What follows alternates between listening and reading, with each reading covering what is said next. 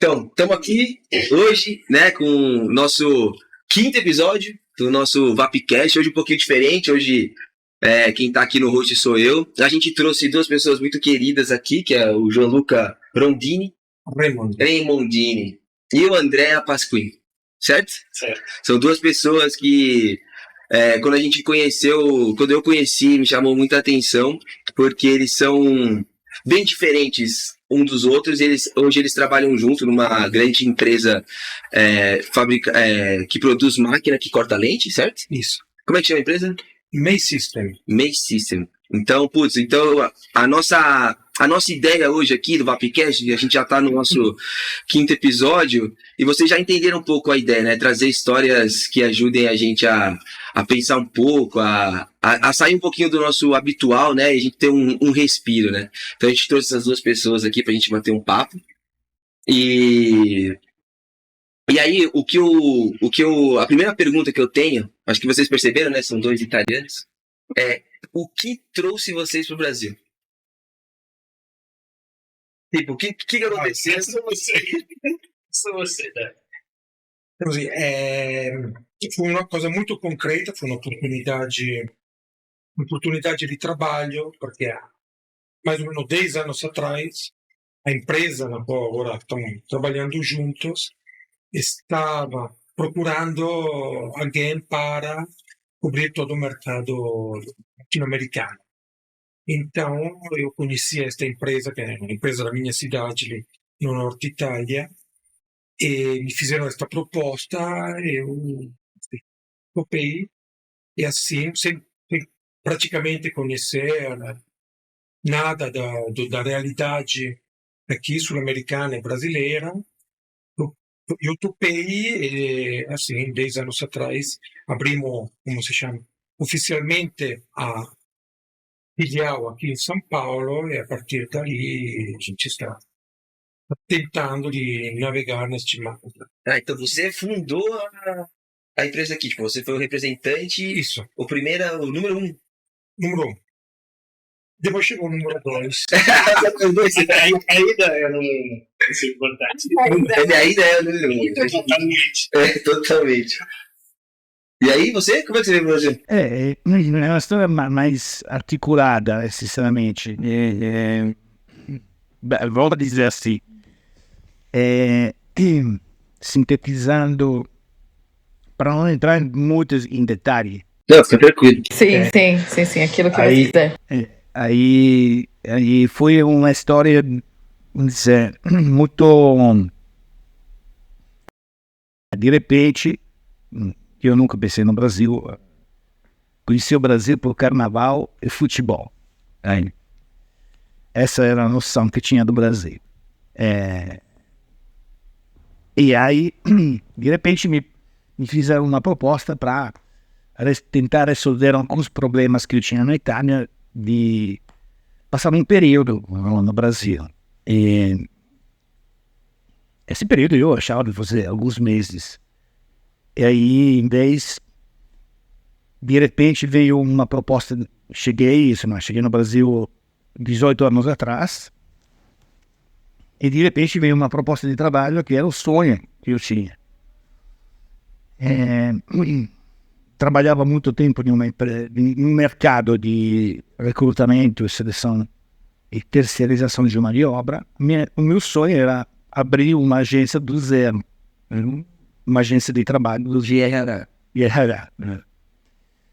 E me fizeram essa proposta. Uma empresa italiana que estava já atuando no Brasil, fazendo procura de enfermeiros para o mercado europeu. E aí, quando souberam, porque eu já tinha trabalhado para essa empresa, muitos anos antes, aí souberam que eu estava aqui, me fizeram essa proposta de abrir essa sociedade e de depois, eventualmente, adquirir uma empresa local e entrar no mercado de RH brasileiro. Então, quando veio essa proposta,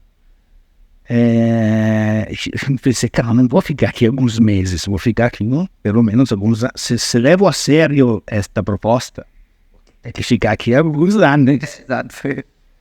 E aí, dentro de uma avaliação que vai além das notas, porque, sinceramente, a questão era ligada à vocação, não? Então, com outros critérios, decidi topar. Reconhecendo nesse momento, assim, ultimamente uma vontade que não era a minha. Não, de repente, não procuro trabalho. Venho aqui para resolver um problema geral. E, de repente, sem procurar, me procuram para fazer o que eu sonhava fazer. E eu falei, pô, aqui tem alguma coisa agindo que vai além do... Aí eu topei e fiquei. E depois, quando as coisas se evoluíram, depois de repente de Anjo Luca, uma proposta muito interessante, nova, aí topei trabalhar com essa empresa de óculos e de lentes, de corte de lentes. E vocês se conheceram no Brasil, então? Vocês já se conheciam na Itália? Não. Nós conhecemos o Brasil. Rio de Janeiro. Não colocava na... Não, é verdade. Você estava aqui em São Paulo, né? Eu roubei ele do Rio de Janeiro. Porque tudo isso do RH era do Rio, é isso? Sim.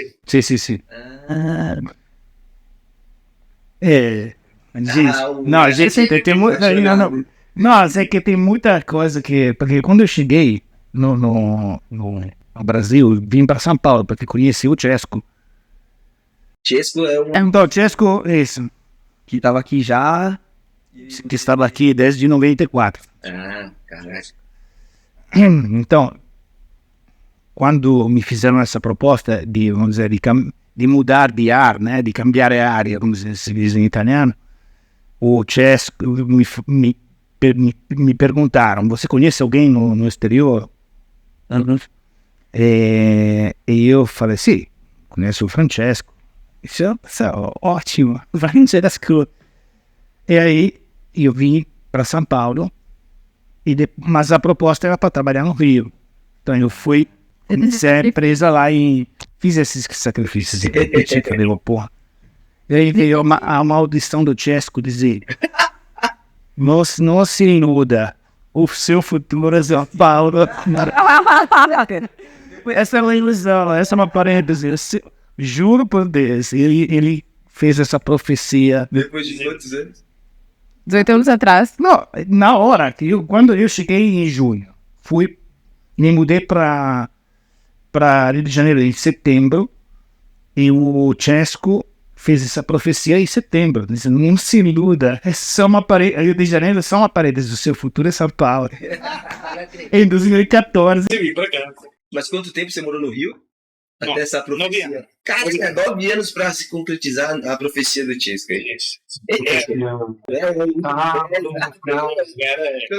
Não tem. A lenda fala, esta profecia saiu porque você, saindo de São Paulo, com um sorriso grande, você estava cumprimentando todo mundo, adeus. Nunca mais volto. Vai voltar. Tem que contar as coisas. Tem que acontecer. E na sua vida, teve alguma profecia assim? Não. Não? Ninguém nunca falou um dia você voltará. Não. Você irá para lá, mudar o mundo, abrir mais. Não. Não profecia, mas como é que eu estava falando, Andrea, também para mim aconteceram coisas, situações muito concretas, muito objetivas, que, explicaram qual era a direção para tomar nos vários acontecimentos da vida, principalmente da vida profissional. Então, é muito simples. É muito simples. Tem que ser muito honesto e muito aberto com as coisas que a vida, o destino deixa acontecer ali tem que saber reconhecer e aceitar o não. Então, Sim. é simples, entendi. Uma pergunta que eu tenho é o que veio primeiro? Essa amizade, já que dá pra ver que vocês são diferentes, então, né? Carioca, São Paulo. Exato. E depois, São Paulo, que time você tá? Aqui, Fluminense. Tá, ok. É. Ele chegou há muitos anos atrás, Thiago, era o outro cenário. O Catanaro, era Thiago Silva, tinha vários jogadores. Então. Mas sobretudo é porque ele tem praticamente um tricolor. Mas lá na Itália você Sim, porque. Inter. Tricolor. Isso. Não, você é Juventus. Ah, é verdade. Tricolor, é verdade. Não, a minha pergunta, na verdade, assim, uma das razões também pela qual a gente convidou vocês é porque é raro a gente ver amizade tão bonita, tão intensa e tão livre como a de vocês dois. E é uma amizade que abraça outras pessoas também. Então, eu já viajei de férias com vocês e é incrível quanto a gente já viajou, né? Antagônicos são os dois. Aí a pergunta é, o que veio primeiro, a amizade ou o trabalho? O trabalho puxou a proposta do trabalho fez nascer a amizade ou a amizade fez nascer a proposta de trabalho? Sinceramente, eu estava concluindo a experiência de trabalho no Rio de Janeiro, então para mim foi a oportunidade de trabalho. Uhum. Porque quando o Gianluca chegou no Brasil, traumatizado com o Rio de Janeiro, pelo calor, depois você conta, é muito engraçado essa coisa. De qualquer forma, ele chegou em janeiro, fevereiro, não me lembro exatamente, mas era... Então, até a gente quase não se cruzou, ele morou na nossa casa lá do Rio, por um certo período, mas quase nem conversamos de trabalho.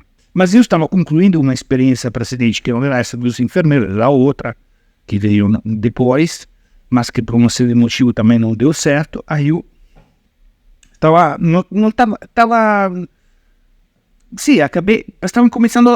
começando a procurar trabalho para mudar. Uhum. Aí quando ele vem, nós conhecemos, eu fiquei curioso da história dele, que depois ele, se quiser, conta. E pronto. Ele foi para São Paulo e de repente eu procurando trabalho, não sei como chegou para ele essa notícia que ele estava procurando trabalho, que tinha algumas características profissionais. Acho que tem a ver com Cesco. No final. Aquela profecia, vou Aquela fazer profecia acontecer. foi. Realmente Tudo bem. Aí, depois que, portanto, nós nos encontramos aí, eu não conhecia, a gente tinha conhecido antes do Gianluca, e depois conversamos sobre oportunidades de trabalho, que eu estava procurando trabalho e ele estava procurando uma figura profissional como a minha, com umas características, né, da área administrativa.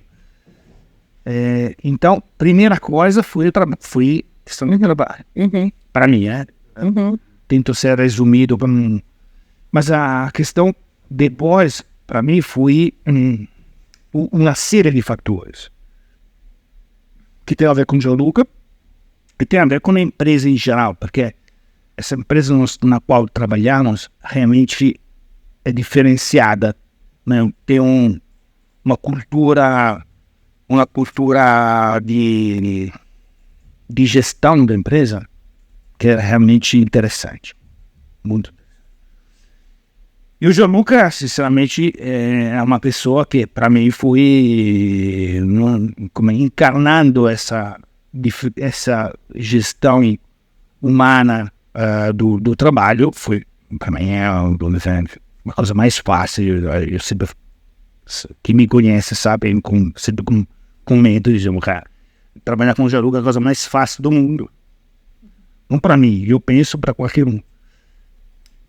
Exatamente porque ele consegue transcender um pouquinho só as questões práticas do trabalho, não? Então você se sente sempre dentro de um contexto no qual não é simplesmente a tua performance. Não é só a tua performance. Tem que ter a performance, porque aí você não pode deixar de trabalhar ou de entregar coisas. Mas esse não é o horizonte último. Então, nesse sentido, depois foi fácil trabalhar com ele e me tornar amigo dele também. É isso.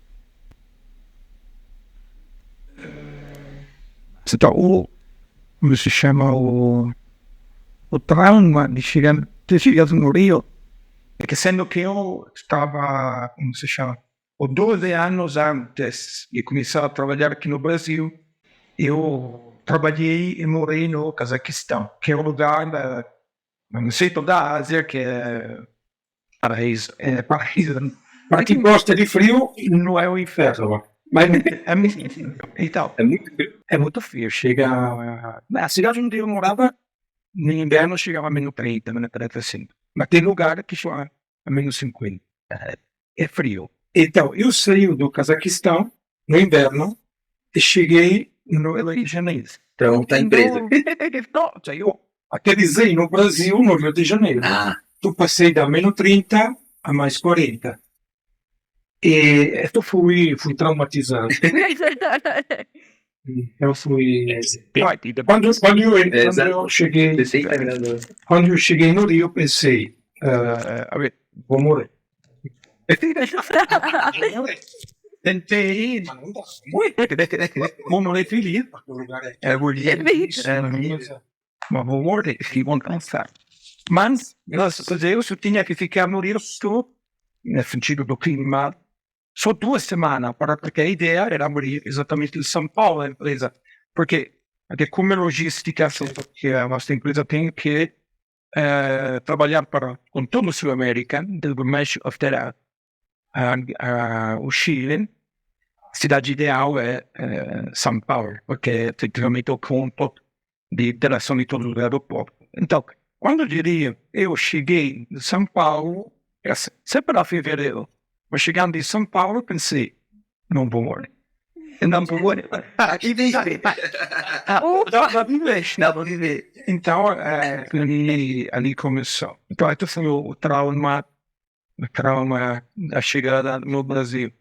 Sobre a amizade e o trabalho, na verdade, quando eu mudei, quando teve esta oportunidade, este desafio de mudar de continente para trabalho, eu pedi para Deus só uma coisa, encontrar um amigo, porque outra coisa pode dar certo, pode dar certo, pode ser, como se chama, trabalho, pode ser aquele ideal, pode não dar em nada. Então, não depende, muitas vezes não depende de nós.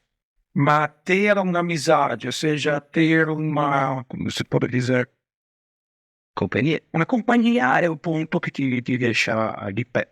Então, a única coisa que pediu a Deus foi exatamente uma amizade. E a coisa aconteceram exatamente indo nesta direção. Porque exatamente com o André, eu penso que é uma sorte que a gente teve junto. Conseguimos tornar amigos e esta nossa amizade permitiu de criar esta coisa pequena, mas, na minha opinião, muito bonita, que é este nosso lugar de trabalho, onde agora trabalham 15 pessoas. E dá um atendimento para toda a Latinoamérica. Juntamos, como se chama a nossa empresa, assim, como se chama? A se expandir. Expandir ainda mais. Então, dizemos sim. Acho que as duas coisas sempre coincidem. Coincidiram, não foi sorte, foi na graça, mas foi uma coisa que é. Não, é legal isso que você está me falando, que você está contando pra gente agora, na verdade, porque tem uma coisa que ficou muito, muito nítida quando a gente conversou com pessoas que conhecem vocês. E eu acho que está saindo aqui naturalmente. Isso é uma coisa muito legal, né? Que a gente se prepara, né, para conhecer mais um pouquinho sobre como um juventino consegue trabalhar com um interista, né? como um carioca consegue trabalhar com um paulista. Primeiro 7 anos foi bom. 7 anos. Porque os primeiros 7 anos a Juventus Só ganhou tudo. ganhou tudo. Exato. Aí eles chegaram na final da Champions, mas não deu, né? Mas Que são feio, coisas que né? acontecem. Ele sofreu muito. Mas uma coisa que acho que o pessoal que está escutando a gente não sabe é que a empresa de vocês é líder de mercado. E do jeito que vocês falam aqui, não parece que vocês são líderes de mercado. Porque essa humildade de vocês em relação ao trabalho e como vocês encaram as pessoas que trabalham com vocês é nítida. Tipo, aqui dá para perceber. E aí tem uma coisa que também chamou muita atenção, é uma questão, acho que o André falou um pouco sobre isso, né? Que é, não importa só a performance que você coloca no seu trabalho, mas também te interessa a pessoa que está ali atrás daqueles números, daqueles KPIs que vocês fazem e tal e tudo, né? E aí eu queria entender com vocês, tipo, qual que é o olhar? Tipo, o que que é isso? Tipo, essa amizade, pelo que eu entendi, fez com que nascesse essa, vou dizer aqui a palavra, mas talvez vocês possam falar de jeito melhor, mas uma humanização do trabalho com vocês, na empresa de vocês, né? Tipo, da onde é que vocês acham que vem isso? Tipo, por que vocês olham assim pra pessoa e não pensam só na performance, já que vocês são líderes de mercado e vocês estão arrebentando? Um bom ponto. É pra você. Porque porque eu fui olhado assim. Porque eu comecei a trabalhar com 15 anos e sempre em vários trabalhos, em cada lugar de trabalho onde eu passei, eu tive a fortuna, a graça de encontrar alguém que me olhou assim. Ou seja, alguém que chefe, um responsável, um colega, que sempre me olhou assim. Coisa muito banal. Quando eu comecei a trabalhar, eu tinha 16 anos, ok? Depois de pouco tempo, eu me tornei responsável daquele setor, era uma fábrica de produção. De quê? Produção de quê? Produção de equipamentos para máquinas para a edilícia. Para o mundo Não, das obras. construção civil. Construção civil. Uma das grandes ajudas dele também é a parte de produção. Essa produção é... Contamos com Chaga, né, velho? O Thiago também se mete com interpretação. Desculpa. Eu tinha 17 anos, este meu chefe, Não, peraí, tá subindo. Você falou que começou com 15, agora 16, agora 17. Quantos anos você começou a trabalhar? 15. Ok. A 17 eu me tornei responsável. Ah, show. Olha. Era normal. Naquela época era normal. Uma empresa pequena, ok? E eu estava bem. Na minha vida, na namorada, futebol, os meus amigos. Mas o meu chefe continuava sempre a me dizer: Luca, você não pode parar aqui naquela coisa que você está fazendo. Eu tinha 17 anos, não entendia nada. Então, ele continuava a me dizer isso, até que eu topei e comecei a estudar à noite. Porque não... Faculdade. Não, é diploma secundário. Sim, entendi. Que deu, eu estudei 5 anos à noite, e que, claramente, logo antes que me formar, eu já estava buscando outro trabalho.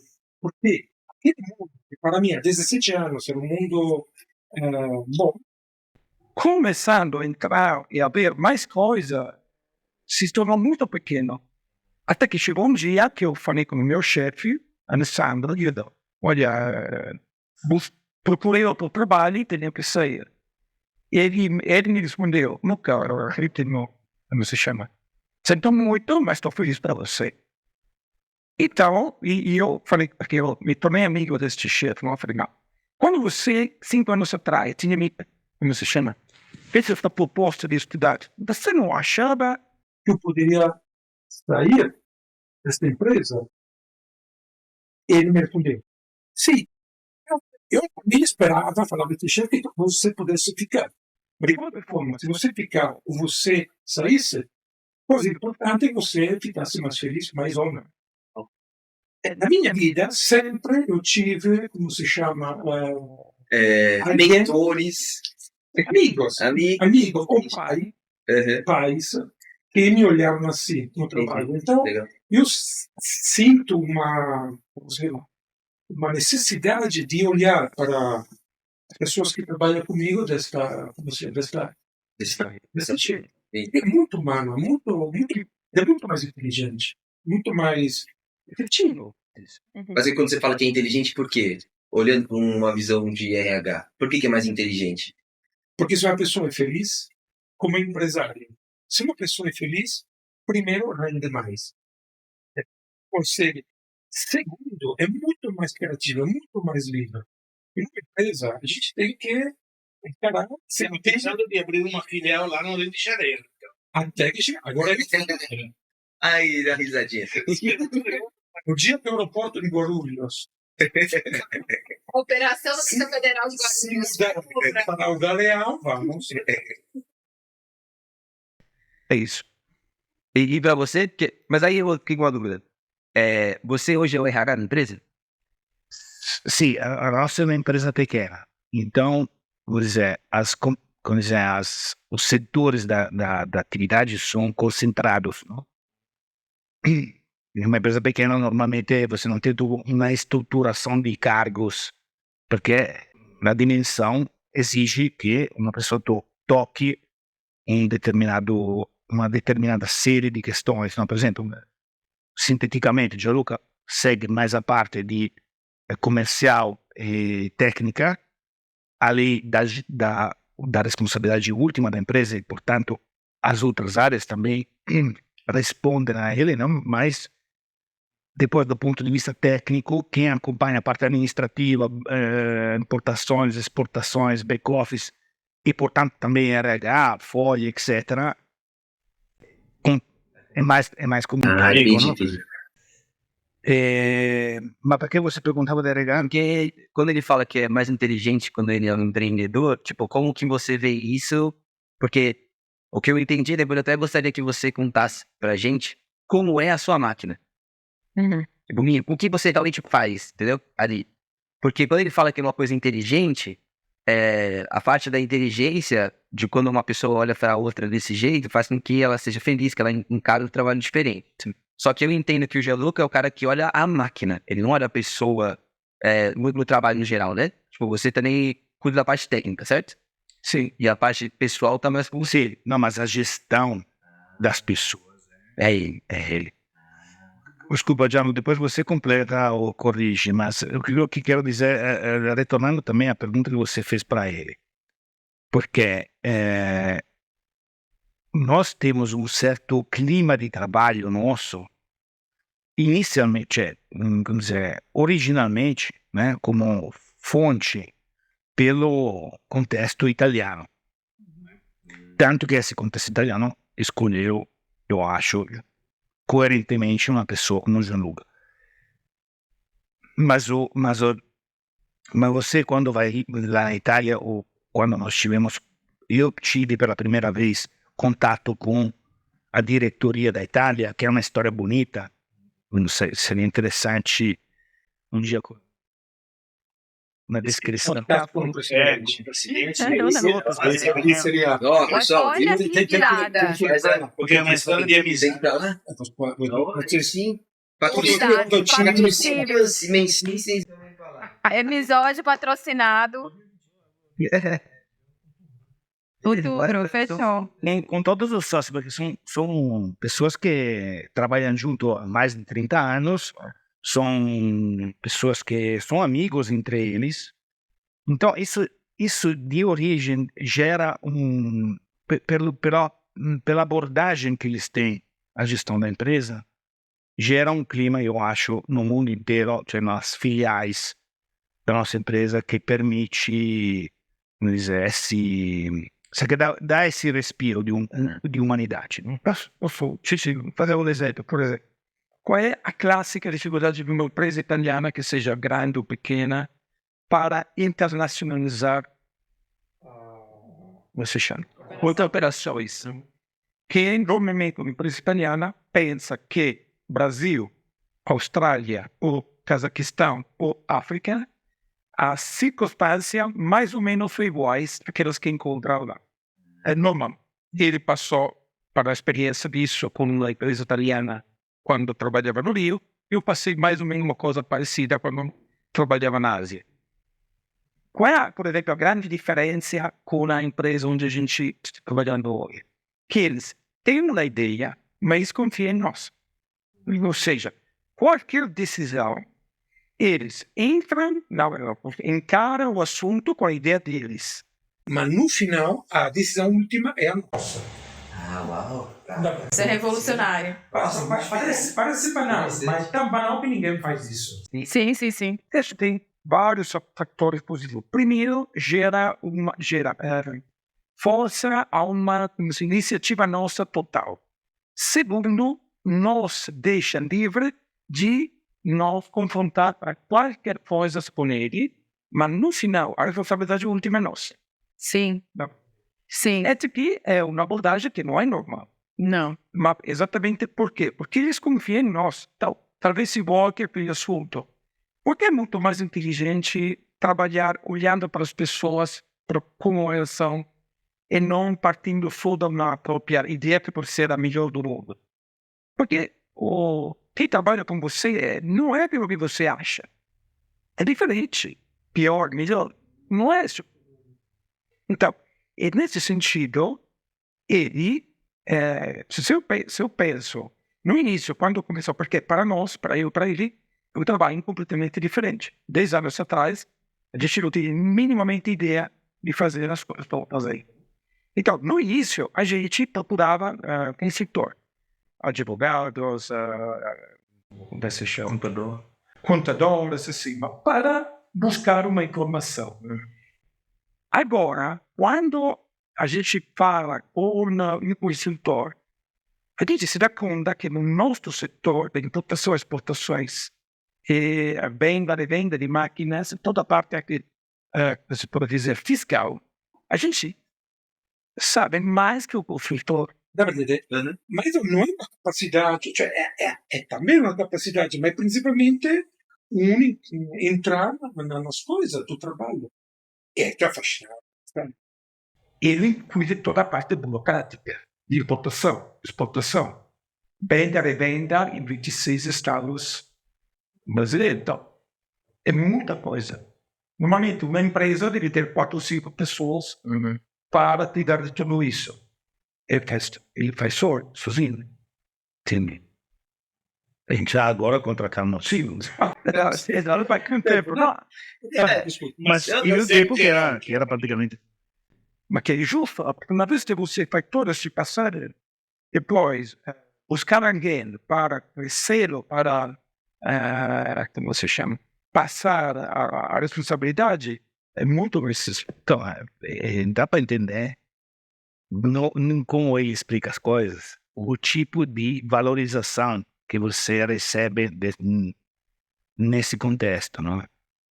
Agora, faço um exemplo também, dizendo, quando eu fui quando encontrei pela primeira vez o Stefano, que é o nosso presidente, eu tive a impressão de uma pessoa muito simples. Então fiquei assim, eu estava procurando trabalho, portanto, até aceitei de vir para São Paulo. Estava quase. Tava na bacia das almas. Estava desesperado. Não, mas brincadeira, eu gosto de São Paulo. Não faça. Só para ficar registrado. Muito obrigada. Gosto. É o clima, mas deixamos para lá.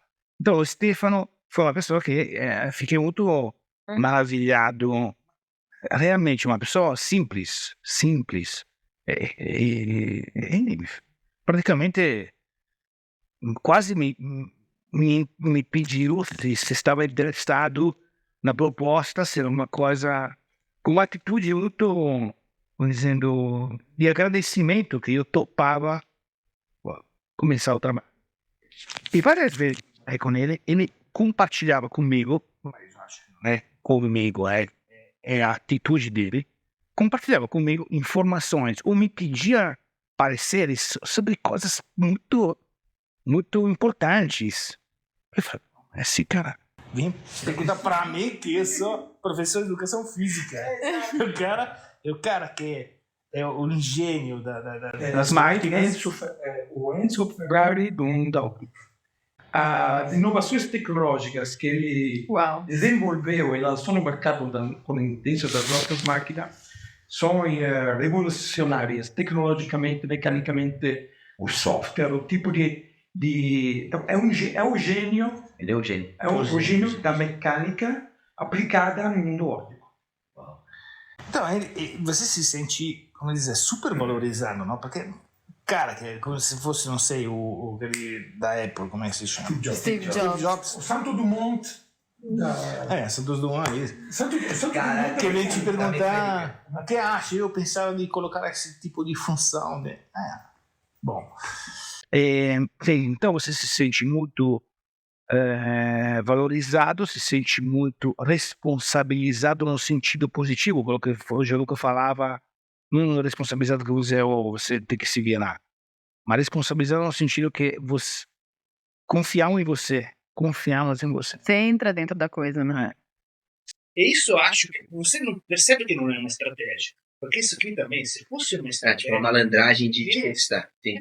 para, como dizer, Conquistar a tua, não é realmente uma atitude, é uma atitude humana, vamos dizer, é uma abordagem à realidade. Não sei se eu vou me prolongar demais, mas eu quero contar essa coisa só para entender que não é uma questão de estratégia.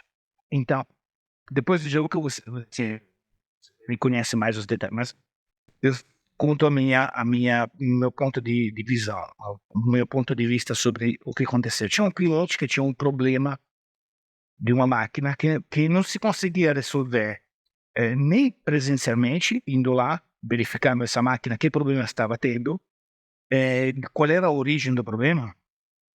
Não vou entrar na explicação técnica, mas de qualquer forma, essa máquina tinha um problema. Descartava os trabalhos, não fazia o trabalho que devia fazer. Ok? Essas máquinas são conectadas via internet, portanto, da Itália se conectaram para tentar entender qual fosse a origem do problema, do Brasil também. Insomma, não se conseguia entender como que fosse. Por coincidência, esse problema se gerou perto de uma das feiras, a principal da América Latina, que acontece em São Paulo no mês de abril. Aí o Stefano veio para cá e, casualmente, nesse tempo que essa máquina estava nesse problema. Aqui em São Paulo, na Vila Anastácio, uma rede tradicional de São Paulo. O laboratório deles está na Vila Anastácio e estava com esse problema. inclusive a pessoa, a responsável do laboratório, é um grande amigo. Então, de vamos, Mauro, eu te corto depois. Bom, de qualquer forma, acontece que Esse cliente. Então, o Stefano vem e fala, vamos lá. Aí com o Gianluca, vamos lá, vamos ver o que acontece. E eu falei, posso ir também? E fui. Perché estava curioso di sapere che tinha, che ninguém conseguia resolver. Agora, o dono, o engenheiro, né? Quero ver como ele... Aí ele começaram a trabalhar em conjunto. E Gianluca testando uma coisa, o Stefano uma outra. E a un certo punto o Stefano, depois de quarto já, mais ou menos, uma hora. Depois de uma hora, sabe, não é um problema simples de resolver. Realmente, ninguém conseguia resolver. Tinha uma razão. Ok. Uma hora depois, ele fala, entendi. O que tinha acontecido? Quando a máquina recebe as lentes para serem cortadas, uma lente bruta é o tipo um disco, se fosse um CD-ROM, de acrílico ou de um determinado material, que deve ser cortado segundo a forma e a armação, né? Segundo a forma da armação que o cliente escolheu. E para que a máquina consiga fazer esse trabalho, precisa entender, carregar o tipo de corte que ela deve fazer. Okay. Para fazer isso, é uma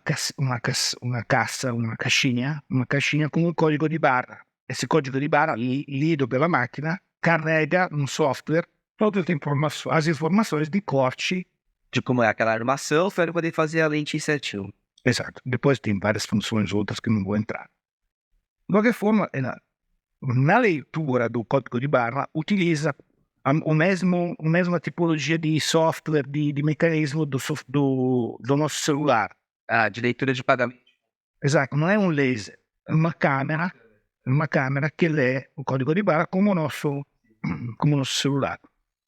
Aí o que tinha acontecido? Que o cliente tinha plastificado o código de barra com uma fita adesiva, daquela clássica, aquele rolo de fita adesiva, para não descolar.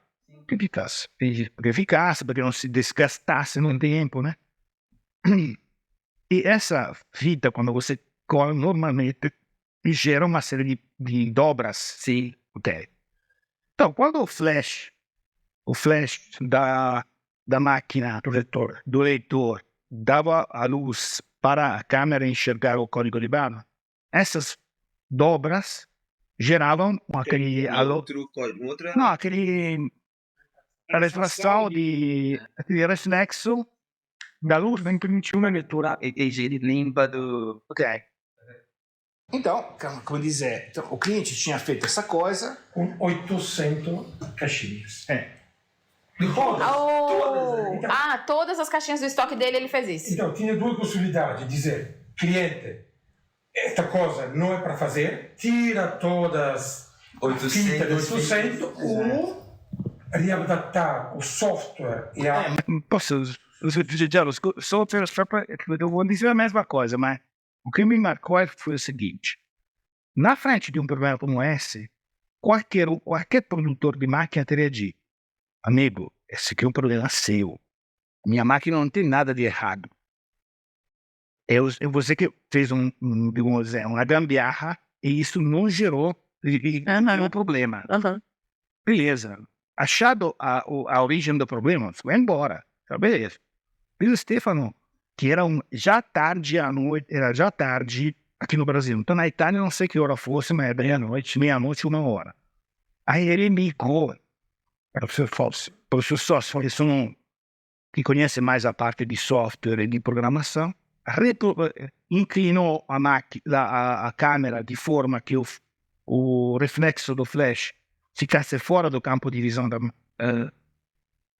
e resolveu o problema do cliente, que tinha um monte de caixinhas. Ou seja, para refazer o código de barra de todas as caixinhas, teria perdido não sei quantos dias de trabalho.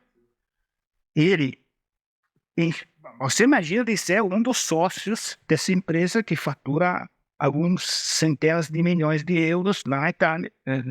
E às 1h você está resolvendo o problema de um laboratório no Brasil. 1h, 1 da madrugada, está resolvendo um problema de um laboratório qualquer do Brasil. Então, cara, e saí, concluiu dizendo o seguinte: saindo, ele olhou lá para nós dizendo: pô, mas nós devemos melhorar o software de leitura. Porque ainda tinha um espacinho embaixo do reflexo pela imagem que ele poderia ter lido. Então, cara, você entende que... Isso aconteceu o segundo ano que ele estava trabalhando. Quantos ele tem? Ele, O dono. 62. Então você entende que tem uma abordagem às questões que não é... que é realmente de alguém que quer aprender, que quer fazer, que é simpatético na realidade. Tem simpatia para a realidade. Não é algo que te enche o saco, ou que não... Mas é porque você vê que ele ama a lente, é isso. Ou ele ama a mecânica. Ou a paixão dele é qual? Que move ele. É o cliente. É o cliente. Não é? É o cliente. A partir do dom que ele tem mecânico. Sim. Cliente, mas é a vida, a realidade, porque ele é a mesma pessoa no trabalho, come fora do trabalho, come com a família, ou seja, ser esta humanidade. Posso contar duas coisas sobre esta... que você me perguntou sobre o que gera esta abordagem diferente. Por exemplo, 3 anos atrás, durante a Covid, eu fui para a Itália, ok? E praticamente eu tive que fazer, como se chama, quarantena, 2020, isso era confusão. Eu tive que fazer quarantena uma semana para depois poder encontrar pessoas, amigos lá. Depois de 3 dias que eu estava na Itália, o nosso colega que estava em Costa Rica me ligou dizendo: peguei, tomei o Covid, então vou ficar, como se chama, trancado no hotel até que passar tudo. Qual era o problema? Que este meu colega já tinha começado a desmontar a máquina para fazer a manutenção. No primeiro dia, depois que a máquina estava completamente desmontada para fazer a manutenção, ele pegou Covid. Então, ele, graças a Deus, ele passava bem. Mas a máquina não passava bem, porque estava completamente desmontada. E o cliente, desesperado, começou a me ligar. Não? Então, o problema é que não tinha outros técnicos disponíveis. Tinha eu, que deveria ter saído da Itália, voltado para Costa Rica para fazer este trabalho, e pronto. Ou tinha um nosso colega Renato que estava acabando de entrar de férias. Era o primeiro dia de férias. Eu mandei uma mensagem para ele dizendo: olha, aconteceu isso. Tem o nosso caro colega que está lá trancado no hotel e o cliente que está se matando. Renato, o que você acha? Risposta depois de 1 minuto. Estou indo para Costa Rica. Vou para Costa Rica. Dá para entender? Não era uma obrigação, mas foi exatamente porque ele se sentiu parte desta coisa. E outra coisa que aconteceu nesta semana que me marcou muito, a gente, 3 colegas, a gente ficou no escritório para assistir o jogo, aquele jogo feio de quarta-feira. Ok, allora, a gente estava assistindo o jogo, num determinato ponto io mi do conta che os 2 dos meus colegas estavam chattando e eu perguntei o que é. Não, é o nosso colega que está no Peru, que está apanhando com uma máquina. Então, eles, às 9 da noite, assistindo ao jogo, tomando cerveja e torcendo para o Corinthians ou para o São Paulo, não tinha esquecido que a gente tinha um colega que é novo, que não tem muita experiência, que estava apanhando com uma máquina. Coisa bem... Entendi. Então, tipo, são 2 exemplos que na verdade, vocês conseguem fazer com que os seus funcionários tenham o mesmo senso de dono que o presidente tem. Certo? Não sei se a gente consegue. De fato, É uma coisa que acontece. Sim. Se passa, Sim. Deveríamos ter um deles aqui para ele. Como é que é? Não, então, mas eu acho que tem a ver com a Ederson e com a funcionária de vocês. Ah, é verdade. E aí ela me falou que ela ficou 3 anos com vocês, né? E foi um acaso, assim, que eu fui falar com ela, a gente tava procurando saber mais de vocês, porque vocês são 2 pessoas muito peculiares, né? Vou dar um exemplo aqui rápido. A gente pediu pros 2, assim, a gente precisa de uma mini bio pra gente precisar apresentar um pouquinho quem é o Gianluca, quem é o André. O Gianluca, mandou o currículo dele. Ctrl+C, Ctrl+V. 5 páginas. cortei uma. Né? O André, tem algum exemplo? Tem esse. Escreveu 2 linhas e mandou. São pessoas bem diferentes, né? Então eu conversei um pouco com ela pra entender um pouco como é que esse senso de dono tá, né? E aí ela falou uma frase que pra mim foi muito forte. Ela falou assim: eu poderia escrever um livro sobre como é trabalhar com eles. E quando uma pessoa que trabalhou com vocês fala de escrever um livro, a gente sabe que livro não é qualquer coisa. Livro tem o quê? Tem histórias, tem fatos, né? Tem coisas que fazem com que... lições, exato. Tipo, tem tudo. E quando você fala que você quer escrever um livro, é que você quer que pessoas que você não imagina conheçam a história de vocês 2. Também um livro tem reclamações. Tem, lógico.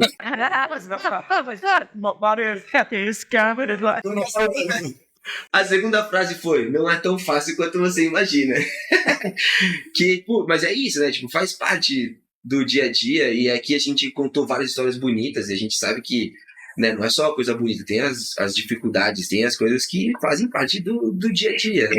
E pelo que eu entendi que vocês colocaram aqui, é que não existe um trabalho onde existe um propósito, onde existe um olhar humano para o funcionário sem problemas. Tipo, sem a confusão. Porque se você me fala assim, por que eu tô falando isso? Tipo, acho que até a Nay, nos últimos episódios, ela falou bastante sobre o modo que ela trabalha e algumas coisas.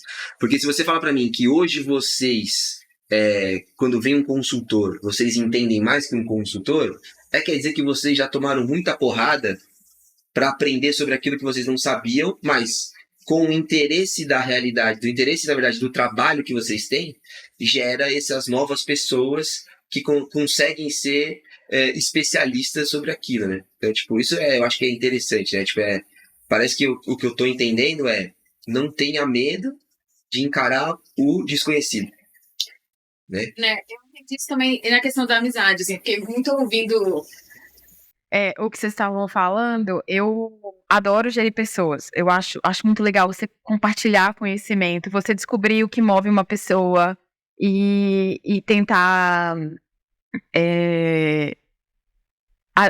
desenvolvê-la e tentar linkar aquilo. Eu ouvi uma vez de uma pessoa que na época respondia pra mim que era a primeira vez que alguém não dizia pra ela o que ela tinha que adaptar pra entrar na empresa, mas sim o que tinha de melhor nela que poderia favorecer a empresa.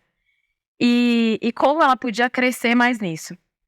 Eu ouvi aquilo e fiquei muito grata de escutar aquilo, mas ao mesmo tempo muito doída, né? Tipo, nossa, mas deveria ser tão óbvio isso, né? Que a gente valorizar o que cada um tem.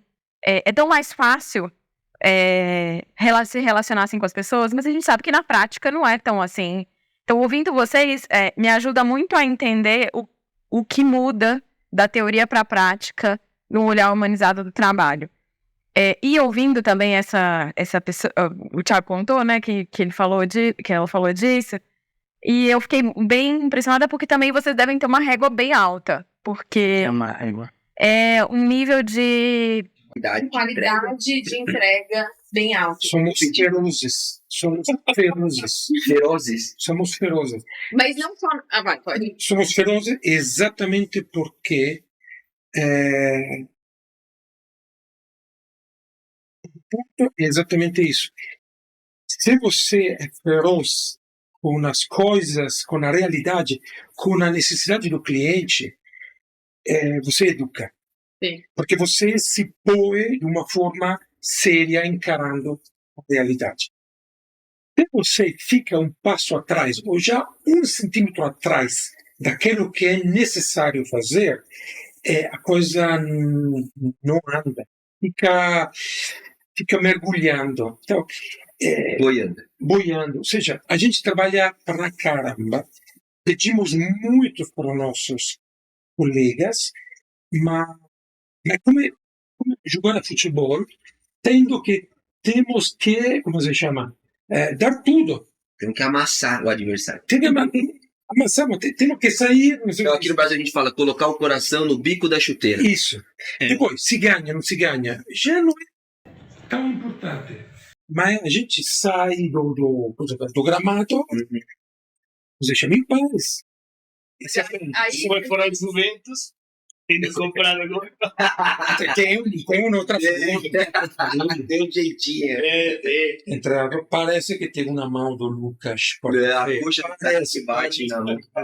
Parece, Não, mas aí eu acho que tem um ponto de virada importante, que me corrijam se eu estiver errada, mas quando você disse que é feroz e que tem todo o coração na ponta da chuteira, eu nunca tinha ouvido genial. Pra mim, naturalmente levaria à exigência de um resultado absurdo e à frustração do não resultado. Mas eu acho que a novidade aqui é essa seriedade na certeza que o resultado é só uma consequência, hein? E não está nas nossas mãos. Porque a pergunta que eu ia formular antes é como ser leve diante disso. Porque eu vejo vocês leves. Eu sei que você já é muito workaholic. Você menos. É workaholic, gosta de trabalhar muito. Ele gosta de dormir, né? Sabe? Não, brincadeira à parte, mas assim, como viver isso com leveza? Como viver isso? Eu também me considero uma pessoa que tem um nível de exigência alto no trabalho, e eu acho que eu passo isso. E eu espero, e eu desejo passar com essa consciência, da consciência do coração na ponta da sua chuteira, e não com o resultado é o que interessa, assim, tipo, só o resultado.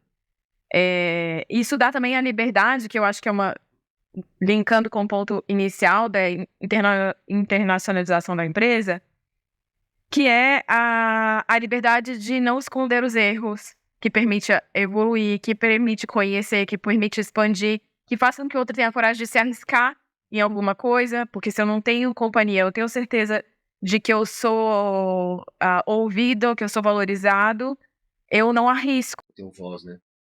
Exato. E que se eu cair, tem alguém que me ajuda. Então, um conjunto de fatores que leva a isso que a gente está descrevendo aqui de vocês, que é genial. Mas eu tenho essa pergunta, assim, é leve, né? Ou não? É um desafio? Você vai responder? Sim, para mim,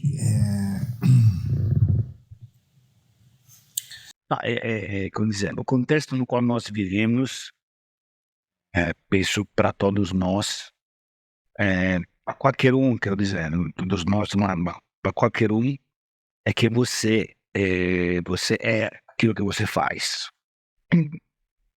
Isso que é.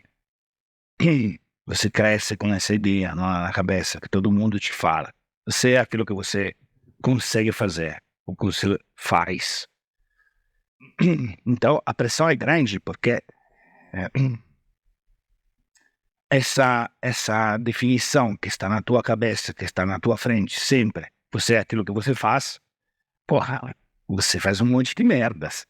Você consegue fazer até um certo ponto. Tá? Você faz sempre a experiência de uma limitação. Por quanto você tenha talentos, tem sempre alguém que é melhor, ou os teus talentos sempre são limitados, não? Então, com essa definição na cabeça, que você é aquilo que você faz, a experiência é dessa pressão e, portanto, pesada. Não é leveza, é pesadeza. Não, é pesado. É pesado. É pesado. Ou é leve e pesado. É pesado. Agora, quando o Gianluca contou essa coisa que não sabia do chefe dele, quando você, em vez de olhado com uma medida diferente e descobre que isso que te liberta, não de ser performante, não de responder à realidade ou de entregar as tuas energias para responder à realidade, mas te liberta de uma coisa que vai além de você. Porque quando você não tem as capacidades, certas capacidades, você não entrega o resultado. Ok? Então, o resultado que ultimamente não é teu, não depende de você. Ultimamente não depende de você. Qualquer resultado depende de uma série de fatores entre os quais tem a tua capacidade. Mas você não é... Se você descobre alguém que te olha como você não é o teu resultado, nós temos isso na mamãe. Tendencialmente a nossa mãe nos olha não para as capacidades que somos, que temos, mas também encontrar alguém assim no trabalho e você descobre, mas isto que todo mundo precisa receber um olhar desse tipo, porque esse olhar me liberou, e isso não é uma coisa que te liberou lá atrás e funciona hoje. É algo que precisa sempre ser renovado. Renovado. Se você se sente libertado do resultado, você tem alguém agora que te olha assim. Sim. Senão você volta, porque na cabeça você tem isso aí. Então, eu responderia assim, precisa que aconteça alguma coisa, como o Gianluca contou esse episódio, que aconteça que alguém te faça descobrir que você não é aquilo que você faz. Eu diria assim. Entendi. Legal. Não, da hora. A gente tá chegando no final, mas tem uma coisa que pra mim ficou muito nítido e eu acho que é engraçado isso. Engraçado não, na verdade, mais do que isso, quando a gente faz a nossa lista de convidados, né? Então a gente se planeja. E aí surgiu o nome de vocês dois, né? Então a gente sabia que a gente tinha um goleiro, a gente sabia que a gente tinha um zagueiro aqui, né? Um estudante de educação física, né? Um rapaz com grandes experiências viajando o mundo, que não gosta de ficar parado num lugar só. E a gente, conforme a gente foi conversando com as pessoas, a gente foi entendendo que tinha uma amizade muito grande aqui.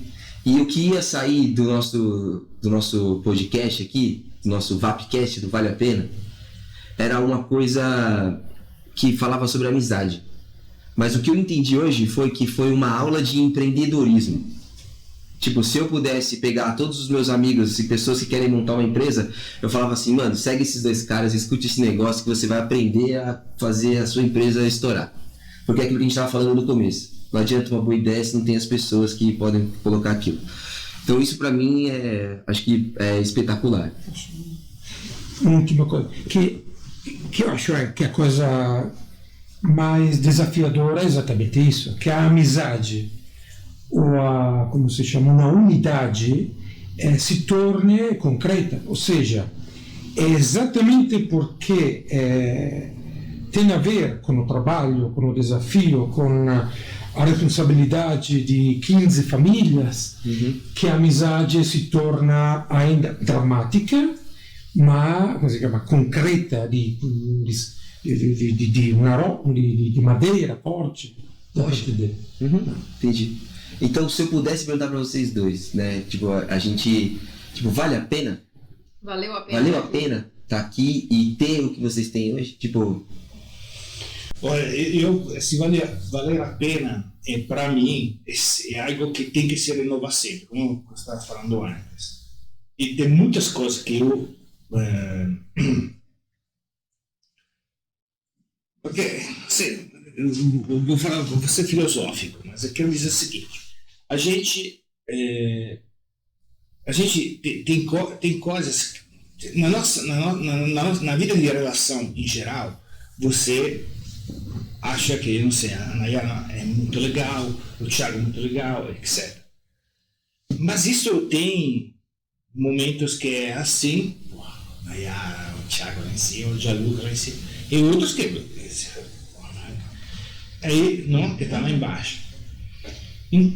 Então, para mim, essa valer a pena se concretiza em um juízo de estima que se renova. Porque, por exemplo, eu tenho um certo temperamento e fico doido com certas situações. Aí eu vou lá e falo, já não. Também para compartilhar não só a experiência, mas também a responsabilidade. Porque dizer, cara, aconteceu isso aqui, não existe. Para mim, uma coisa dessa é alucinante. Ele vem contemplando toda uma série de questões que eu falo, tem razão. Contemplando fatores humanos, por exemplo, no caso de ou sintetiza, por exemplo, eu vou lá com uma série de números e ele fala, sim, mas isso aqui, o que é?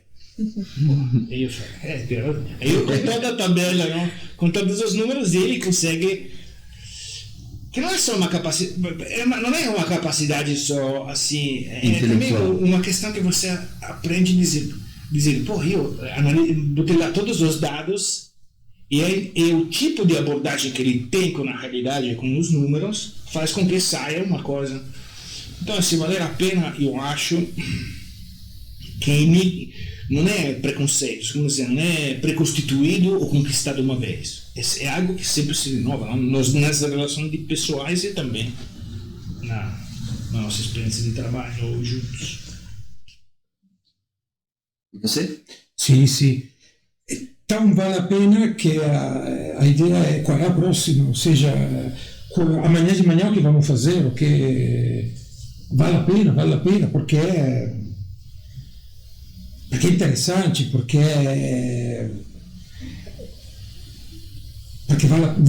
vale a pena viver assim, trabalhar assim. E poi, acontecendo estas coisas de uma amizade, particularmente também aqui no Brasil, por exemplo, eu fico cada dia maravilhado que a humanidade, por exemplo, dos nossos colegas é uma fonte para retomar, é uma fonte de maravilhamento, de ironia, de leveza, né? De leveza. Per cui se vale a pena, e a pergunta é o que vamos fazer depois ainda, cioè, o que podemos fazer mais. Bom, obrigada, né? Nossa, valeu. Acho que ótimo, né? Então, bom, primeiro, obrigado por vocês terem aceitado, apesar de ter tentado fugir 3 vezes. Pelo menos. Pelo menos as 3 Mas a gente já saiu daqui com outro engatado, então Exato, revertemos o cenário. Estaremos na Itália. Então, já estamos prometendo temporada 2 do Vale a Pena. Exato. Não, fiquei muito curioso de conhecer esse presidente de vocês aí. Se um dia ele quiser vir pro Brasil e quiser participar, a gente conseguir trazer ele aqui, eu acho que seria muito bom. Então, bom, primeiro vamos agradecer, né, aos nossos amigos. Então siga as nossas redes sociais. Primeiro o YouTube, você pode procurar lá o Vale a Pena, né, que é o Vapcast, Vale a Pena Cast, estamos lá no YouTube. Já tem 2 episódios. Esse aqui, 2 não, ter 4 episódios. Esse vai ser o 5º. No Instagram a gente tá com @Vapcast. Você pode achar a gente lá. E também no Spotify tem os áudios e tem vídeo lá também, que é o Vale a Pena Cast, ou só buscar o Vapcast lá, você vai encontrar com a gente. Beleza? E também pode encontrar com a gente em qualquer outra plataforma de podcast. Então o Google, se quiser no Apple Play, saiu não, né? No Apple ainda não, né? Então estamos no Google, todas as outras plataformas de podcast. Então se você quiser divulgar para seus funcionários também, escutar um pouquinho, tá liberados. Eu sou a Nayara. Ele é o Thiago, apesar de não desculpa. Eu sou o Thiago. É que normalmente eu tô lá atrás, né? Mas hoje, esses convidados especiais aqui. E obrigada. Muito além do esperado. Obrigado a vocês. Foi ótimo.